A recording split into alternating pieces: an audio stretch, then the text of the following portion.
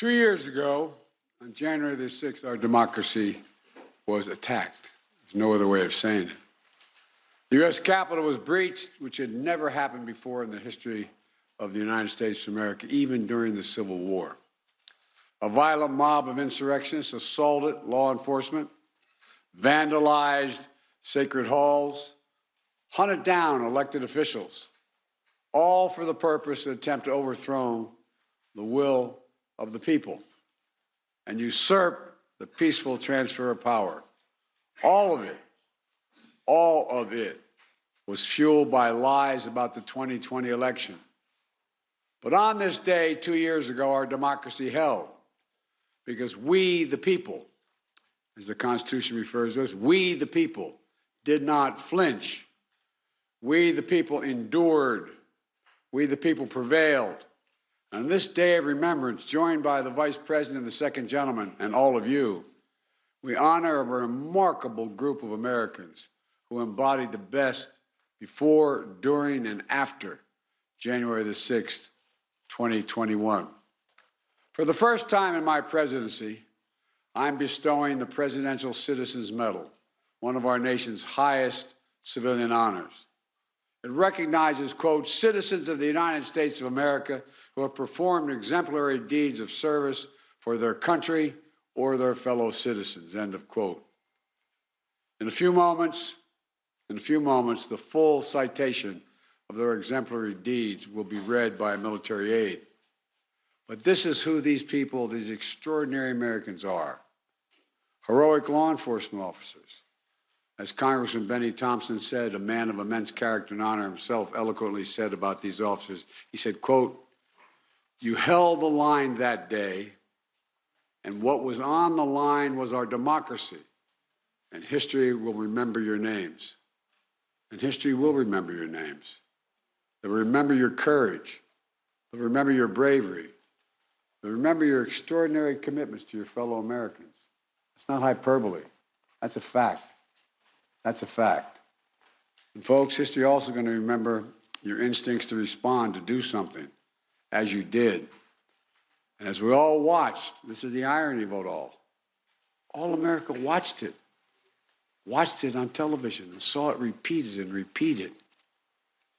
In the past months, we've heard you testify to the nation about what happened that day, what you were thinking of at the time it was happening, what you're thinking now, the threats, the violence, the savageness of what happened, the trauma, all real.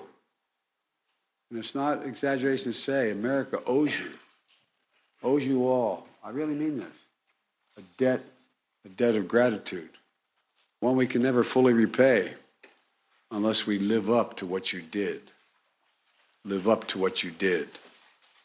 And what you did was truly consequential, not a joke.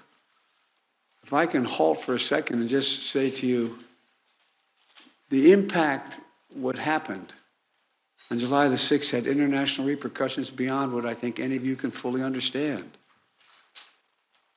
The first meeting I had of what they call the G7, the 7 leading economies in the world, democracies, I sat down.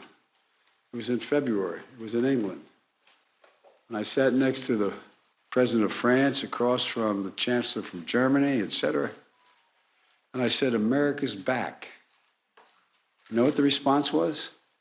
Not a joke. For how long? For how long? And I just sat there and looked, and I believe it was the Prime Minister of Italy who said, but I can't remember for certain which of the 6 said it.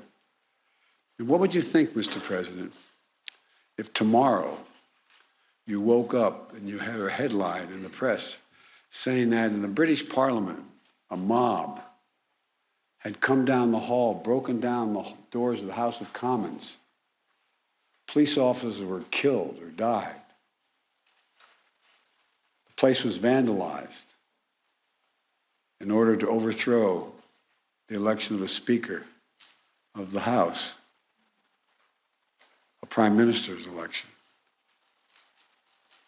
Think about it. Think about it. Well, we think if we heard that news today, any other leading democracy in the world went through this. So, folks, these people and the people representing those who couldn't be here because they gave their lives for this is incredibly consequential. And that's not political talk, that's historical fact. Folks, my fellow Americans, I want you to give one round of applause again for today's recipients of the Presidential Citizens Medal, patriots who have performed exemplary deeds in the service of this great nation. And let me close with this. 82 years ago on this very day in 1941, President Franklin Roosevelt delivered a State of the Union address that became known as his famous Four Freedoms speech, as he defined America's place in the world. He reminded the American people of, quote, the strength from the things which have been done to make its people conscious of their individual stake in the preservation of democratic life in America. Things that have toughened the fiber of our people, renewed their faith, and strengthened the devotions of the institutions we make ready to protect. End of quote. 80 years ago, after that speech on this day, 2 years ago, we were reminded about the most fundamental of things, democracy itself. As I've said before, we face an inflection point in our nation's history. On January 6th is a reminder that there's nothing guaranteed about our democracy. Remember learning in undergraduate school, high school, that every generation is required to earn it, defend it, protect it. I was a senator for a long time. I was vice president, then president. I'd have to tell you, I began to think, looking back on it, that it was just permanent in the United States. It just was eternal. Nothing would happen. That's why I was so pleased to see Democrats and Republicans work together to pass the Electoral Count Reform Act that I just signed into law to protect the will of the people and the peaceful transfer of power. And defending and protecting our democracy also means that despite our differences of opinion, we must say clearly, with a united voice, that there's no place, none, zero place in America for voter intimidation, zero, never, and political violence. They're completely contrary to the notion of democracy. You know, America is a land of laws and not chaos, a nation of peace and not violence. We're not a land of kings and dictators, autocrats and extremists. As we see in today's honorees, we're a nation of we the people that toughen our fiber, renew our faith, and strengthen our cause. Just remember who in God's name we are. We're the United States of America, not a joke.